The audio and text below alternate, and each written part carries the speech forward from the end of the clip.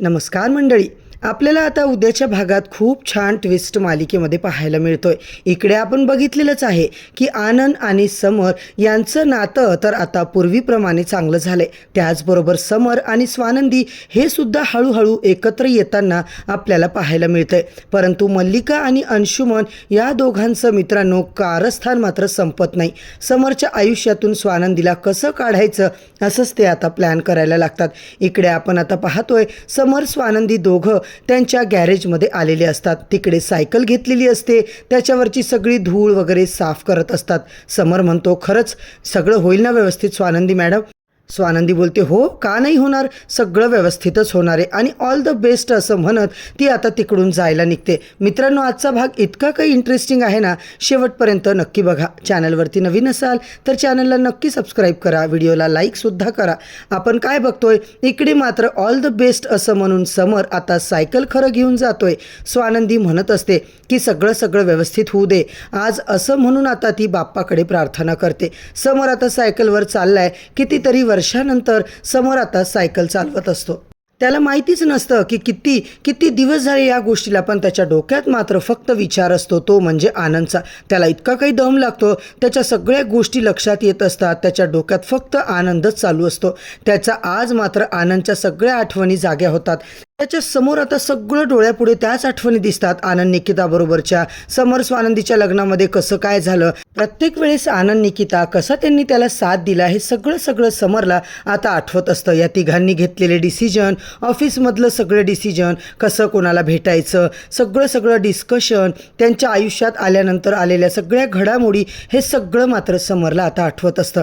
इकडे अंशुमन मात्र खिडकीतून समर स्वानंदीला बघतो. नक्की काय चाललंय, नक्की सायकल घेताना या दोघांनी काय केलं, हे सगळं येऊन तो आता त्याच्या आईला सांगत असतो. ती म्हणते, काय दादा आणि ती स्वानंदी एकमेकांच्या अंगावर पाणी काय टाकत होते, एकमेकांच्या याला गप्पा काय मारत होते. मला वाटतं ना दादा रोमॅन्टिक नाही, पण हा इतक्या रोमॅन्टिक असेल असं मला तर अजिबात वाटलं नव्हतं. स्वानंदी मात्र इकडे आजींकडे आलेली असते. स्वानंदी आजींना म्हणत असते, राजवाडे सायकल घेऊन गेलेले आहेत. खरंच. तेव्हा मात्र आजी म्हणते, आज खऱ्या अर्थाने आनंद आणि समरच्या दोघांच्या नात्यावरची धूळ झटकली गेली असं मला वाटतंय. कारण काहीतरी झालं तरी सायकल त्यांच्या दोघातल्या आयुष्याची खूप महत्त्वाची गोष्ट होती. सायकलसोबत या दोघांच्या खूप आठवणी आहेत ग, आणि म्हणूनच तो सायकल घेऊन गेला असेल. या दोघांचं नातं कसं पूर्वीसारखं होणार आहे. आता इकडे आजी बोलत असतात. समर आता आनंदच्या घराजवळ पोहोचलेला असतो. सायकल लावतो आणि तिकडे उभा राहतो आणि आवाज देतो. सायकलची घंटी वाजवत असतो. आनंद आनंद म्हणून जोरात आवाजही देत असतो. तेव्हा निकिता आनंद हे आता म्हणतात, आवाज येतोय का, मला तर समरसारखाच आवाज येतोय. तेव्हा दोघांनाही वाटतं की आपल्याला भास होतोय, पण कसं शक्य आहे. दोघेही वाकून बघतात तर काय, खाली मात्र अक्षरशः समर उभा असतो. दोघांना तोच आवाज ऐकू येतो. निकिता मात्र म्हणते, आनंद खरंच समोर आलाय रे. खिडकीतून जेव्हा आता आनंद आणि निकिता पडदा बाजूला करून बघतात, तर खिडकीतून जेव्हा त्यांना समर मात्र दिसतो तर त्यांना बसतो धक्का.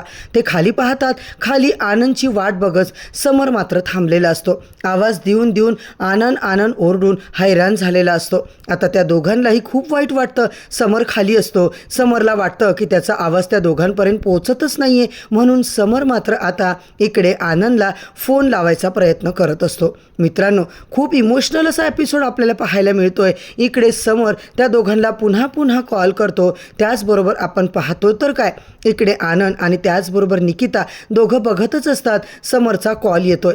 समरचा कॉल आलाय हे लक्षात आल्याच्या नंतर दोघं कॉल उचलत नाहीयेत.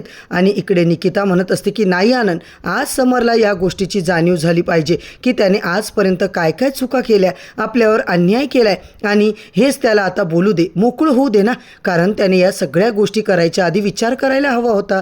बरोबर आहे की नाही सांग, आपल्यावरती इतके आरोप करायच्या आधी का नाही विचार केला त्याने.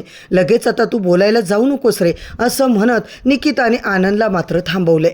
आनंद मात्र त्याच्या जीव खालीवर होत असतो. खालून समरचा आवाज येत असतो, आनंद ऐक ना, प्लीज ऐक ना आनंद. आनंद मात्र अजिबात ऐकत नाही. निकिता बघत असते. वरून समर तसाच उभा आहे, रडत असतो.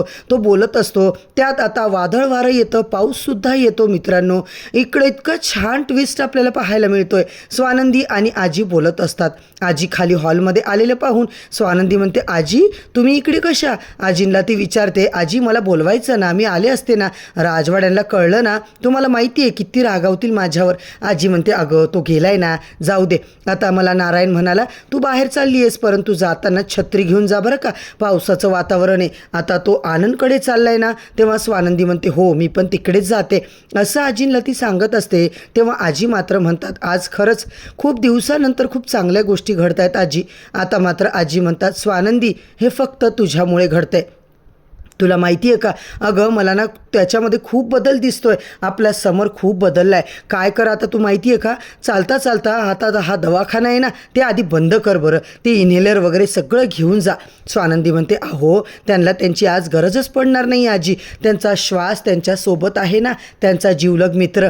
औषधांची अजिबात त्यांना गरज नाही आहे. हे दोघं एकत्र आले की तेच त्यांचं मोठं टॉनिक आहे. स्वानंदी आजी आता इकडे बोलत असतात. निकिता आनंद दोघे बोलत असतात की पाऊस पडतोय. आनंद इकडे बोलतोय, अगं समर भिजतोय, त्याला पाऊस सहन होणार नाही, त्याला सर्दी होईल. समर तसाच पावसात उभी राहिलाय मित्रांनो, आणि मला खात्री आहे तो आता रडत असणार. त्या पावसात उभा राहून तो रडतोय चक्क.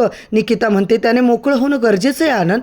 आनंदला आवाज देऊन देऊन समर मात्र पुरता थकलेला असतो. आनंदकडून काहीच रिस्पॉन्स येत नाही. ही लक्षात आल्यावर समर म्हणतो, काय करू मी, कोणच्या तोंडाने मी आनंदकडे जाऊ. आता वाटतं हे घरी दोघं आहेत की नाही हे बोलायलाही तयार नाही आहेत, मी काय करू, असा आता प्रश्न समरला पडलेला असतो. आनंदला आवाज देत असतो, आनंद प्लीज ये ना रे, आनंद प्लीज ये ना, आपल्या मैत्रीसाठी. माझ्याकडून खूप मोठी चूक झाली आनंद, मला खरंच माफ कर, मी चुकलोय रे आनंद, असं म्हणत समर आता आनंदची लिटरली हात जोडून माफी मागत असतो. निकिता म्हणत असते की आनंद. तेव्हा आनंद म्हणतो की नाही निकिता, मी आता नाही स्वतःला थांबवू शकत गं निकिता, मला जावंच लागणार आहे आता. समरची अवस्था मला नाही बघवते. तो आजारी पडला तर त्याला काहीतरी होऊन जाईल, त्याला नाही सहन होतं या सगळ्या गोष्टी. तो ऑलरेडी इतक्या सगळ्या लांब, आता तू सायकलवर आलाय, तुला कळत नाही आहे का. इकडे मात्र निकिताला आनंद ओरडत असतो. दोघे बघतात, निकिता मात्र हसत असते, कारण आज त्यांचा मित्र जवळ आलेला असतो आणि आनंदच्या डोळ्यात मात्र पाणी आलेलं असतं. खाली उभा राहिलेला समरला बघून तोही रडतो, आनंदसुद्धा रडतो, निकितासुद्धा रडते. आणि यावेळी समर मात्र हात जोडून म्हणतो, आनंद प्लीज माझं ऐक, प्लीज मला माफ कर, माझ्याकडून चूक झाली आहे, असं म्हणत तो आता रडायला सुरुवात करतो. इकडे मात्र निकिता आनंद दोघे थांबत नाहीत. आनंद तर असा धावत येतो, कारण कधी एकदा त्याला समरला भेटतोय असं वाटतं. त्याला वाटतं इतके दिवस झाले आनंद समरला भेटला नाही. दोघंही एकमेकांना भेटायला आतुर झालेले असतात. आज फायनली समरला आनंद भेटलाय. त्या दोघांनाही बरं वाटतं. सायकलच्या जवळ तसाच समर उभा राहतो. आनंदकडे बघतो आणि समर मात्र आता इकडे हात जोडून उभा राहतो. समरने आनंदच्या समोर असे काही हात जोडून त्याची माफी मागितलेली असते. मला माफ कर, माझ्याकडून चूक झाली आहे, खरंच मी चुकलोय, मला माफ कर मित्रा. दोघं एकमेकांना मिठी मारतात. तेव्हा मात्र आपण पाहतोय आनंद म्हणतो, काय रे काय समर, तू दोस्तीमध्ये नो सॉरी नो थँक्यू, तुला माहिती आहे ना. मग हे सगळं का, तुला काय वाटलं रे, तुझा मित्र असं कसं वागू शकतो रे, तू एकदा तरी बोलायचं होतंस, मला शिवा द्यायच्या होतास. समर म्हणतो, आनंद तू काहीच बोलला नाही आहेस मला, तू चोरी केली नाही हे मला तू सांगायला हवं होतं ना.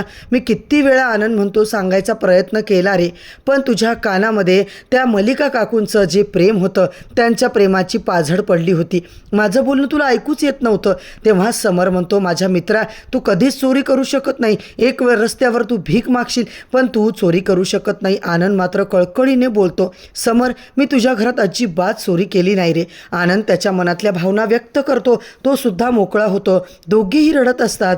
आनंद समर दोघे ढसा रडतात, एकमेकांना मिठी मारतात. पावसात चिंब ओले होतात. तिकडून निकिता येते, स्वानंदी सुद्धा पाठीमागून येते आणि दोघांच्याही डोक्यावरती त्यांनी छत्री धरलेली असते. मित्रांनो, खूपच इमोशनल असा आता ट्विस्ट आपण पाहतोय. इकडे आभाळ स्वच्छ झाले आणि आनंद समरच्या आयुष्यातला जो गैरसमजाचा डोंगर आहे तो सुद्धा स्वच्छ झालेला असतो. स्वानंदीच्या चेहऱ्यावर इतका आनंद असतो. आज कितीतरी दिवसांनी हे सगळं घडलंय फक्त स्वानंदीमुळे. त्याच वेळेस आपण पाहतोय आनंद म्हणतो, समर तुला माहिती आहे का, आज आपण एकत्र आलोत कुणामुळे, फक्त स्वानंदीमुळे, तुझ्या स्वानंदीमुळे. अरे स्वानंदी वहिनी तुला भेटली, तुझं खरंच नशीब आहे. तुझ्यासारख्या नशीबवान माणसाला ती नशीबवान पोरगी भेटली आहे रे, तुझं नशीब खूप बलवत्तर आहे. आनंद आता इतकी स्वानंदीची तारीफ करत असतो. तिने हार मानली नाही, त्याचा विश्वास तिचा कायम होता. एवढ्या सगळ्या गोष्टींसाठी तिने इतके जीवापाड प्रयत्न केले. आनंद सगळं सांगतो. निकिता मात्र समरकडे रागाने बघते. समर म्हणतो, डार्लिंग प्लीज माझ्याकडे रागाने बघू नको, मला तुझी भीती वाटते डार्लिंग. निकिता म्हणते, तर भीती वाटायलाच हवी ना, उठा बशा काढ आता समर म्हणतो, तू जे म्हणशील मी ते करायला तयार आहे डार्लिंग, तू फक्त सांग प्लीज, मला माफ कर. अक्षरशः निकिता रागाने बघते. तेव्हा आता तो अक्षरशः उठा बशा काढतो. समरने कान पकडलेले असतात. तो जी शिक्षा दिली ती आता उठा बशा काढतो आणि चक्क निकिता इकडे मोजत असते. समरला आता उठा बशा काढायला काही जमत नाही आणि तो इतका थकून जातो. इकडे मात्र समर दमलाय हे जेव्हा आनंदच्या लक्षात येतं, आनंद निकितालाच रागवतो. निकिता बस, तू काढ आता बाकीच्या, माझा मित्र नाही काढणारे उठा बशा. समरच्या वाटणीच्या उठा बशा स्वतः आनंद काढायला लागतो. मित्रांनो, इकडे मात्र निकिता ओरडते, काय रे 2 मिनिटात पार्टी बदलली, तुझा मित्र आला, रडला फडला आणि तू तिकडे घुसलास का? मी काहीच नाही आहे का तुझ्यासाठी? हे दोघे आता बोलत असतात. निकिता खूप रडते, तिचे पण अश्रू अनावर होतात. आनंद म्हणतो, निकिता तुला कळतंय का?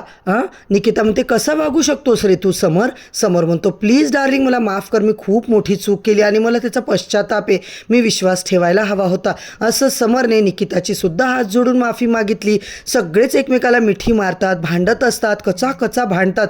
इतक्या दिवसानंतर सगळं मित्रांनो छान होतं. फायनली 3 मित्र मात्र एकत्र झाले. आता मात्र खूप छान पद्धतीने सगळं घडतं. समरने निकिताला मिठीत घेतलंय, तोही रडतोय, ती रडतीये, आनंदही रडतोय. स्वानंदी मात्र त्यांच्याकडे कौतुकाने बघते. आता हे चौघं बोलत असतात आणि इकडे मात्र मित्रांनो राजवाडेंच्या घरी मल्लिकाचं नवीनच कारस्थान. ती म्हणते, बरोबर आहे, कारण तो आता नक्कीच आनंदला भेटायला गेलाय. प्रत्येक वेळेस मी त्या स्वानंदीला त्या समरच्या आयुष्यातून दूर करायचा प्रयत्न करत आहे आणि हे चौघं काही केल्या वेगळे होतच नाहीयेत. आता त्या दोघांचं बोलणं चालू झालेलं आहे. आता हे चौघं एकत्र येतील. आपल्याला मात्र आता असं पाहायला मिळतंय. या सगळ्या गोष्टी मित्रांनो घडत असताना इकडे मात्र आता चौघांनी एकमेकांना हक केलंय. ग्रुपमध्ये मिठी मारतात. चौघं खूप खुश असतात आणि इकडे मात्र अंशुमनचा पारा चढलेला असतो. त्याला काय करू काय नाही काही सुचत नाही. स्वानंदीला त्याच्या आयुष्यातून, समरच्या आयुष्यातून काढून टाकायचं, तीच त्याची ताकद बनतीये असं म्हणून आता ते लोक खूप डेंजर प्लॅन करताना आपण पाहणार आहोत. समरच्या आयुष्यातून जोपर्यंत स्वानंदीला आपण काढणार नाही तोपर्यंत आपल्याला काही सेफ्टी मिळणार नाहीये. स्वानंदी अशीच आपल्या आयुष्यात राहिली तर एक वेळ आपल्याला या घरातून निघून जावं लागेल, भीक मागावी लागेल. इतके दिवस आपण सगळं जे काही साम्राज्य जमवलंय हे सगळं उद्ध्वस्त होईल असं ते एकमेकांना बोलतात. इकडे मात्र मित्रांनो आजचा आपला भाग इथेच संपतो. तर उद्याच्या धमाकेदार भागात आपल्याला खूप छान ट्विस्ट, रोमॅन्टिक ट्विस्ट पाहायला मिळतोय. फायनली प्रेक्षकांनो, आपल्या सर्वांना जो ट्विस्ट हवा आहे तोच आता मालिकेत येताना टर्न दिसणार आहे. फ्रेंडशिप बँड आणलेलं असतं समरने आणि तो चक्क स्वानंदीच्या हातामध्ये आता तो घालत असतो. तो म्हणतो, स्वानंदी मॅडम, मैत्री आयुष्यभर तुमची साथ मला पाहिजे. सुखदुःखात मी तुम्हाला साथ देण्याचं आश्वासन देतोय. त्यासाठी मी हे फ्रेंडशिप बँड तुम्हाला बांधणार आहे. स्वानंदी इतकी खुश झालेली असते. समर स्वानंदीच्या नात्याची, म्हणजेच आता नवरा बायकोच्या नात्यानुसार आता त्यांची पुढे वाटचाल होताना आपल्याला पाहणारे मित्रांनो पाहायला मिळणार आहे. इकडे मात्र समर थोडा बहुत रोमॅन्टिक आता स्वानंदीसोबत होताना सुद्धा आपल्याला पुढच्या काही भागात पाहायला मिळणार आहे. आणि उद्याच्या भागात काय घडणार आहे हे सगळं पाहण्यासाठी तुम्ही चॅनलवरती नक्की नवीन असाल तर सबस्क्राईब करा, व्हिडिओला लाईक करा.